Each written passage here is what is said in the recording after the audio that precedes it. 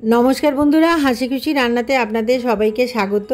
आज के आमी आपनादेरके पेपर लाबड़ा करे देखाबो। एखाने आमी इलिश माछेर माथा दिएओ एटाके बानाबो।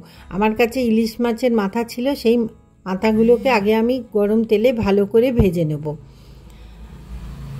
इलिश माछेर माथागुलोके भालो करे भेजे निते हबे। तारपर ओई एकई तेले दिए देब गोटा जिरे आर दुटो शुकनो लंका। तारपर दिए देबो पेঁপেগুলোকে। পেঁপেগুলোকে ছোট ছোট করে কেটে নিতে হবে, নিয়ে ভালো করে ভেজে নিতে হবে যাতে পেঁপের গন্ধটা না ছাড়ে। তারপর দিয়ে দেবো ডুমো ডুমো করে আলু। এখানে আমি 4টে মতো আলু ডুমো ডুমো করে কেটে রেখেছিলাম, সেটাই এর মধ্যে মিশিয়েছি। এরপর দিয়ে দেবো হলুদ গুঁড়ো, লঙ্কা গুঁড়ো, নুন আর সামান্য চিনি। চিনিটা আপনারা দিতেও পারেন, নাও দিতে পারেন। চিনি দিয়ে আমি ভালো করে নাড়িয়ে চাড়িয়ে নেব। তারপর যে মাথাগুলোকে আমি ভেজে রেখেছিলাম সেই মাথাগুলোকে দিয়ে ভালো করে নাড়াবো। এটা কিন্তু একদমই নতুন রেসিপি। আপনারা এটা আমি যেভাবে বানালাম ওইভাবে বানাবেন, দেখবেন খেতে খুবই ভালো হয়েছে। এরপর আমি এর মধ্যে একটু সর্ষে বাটাও দিয়ে দেবো।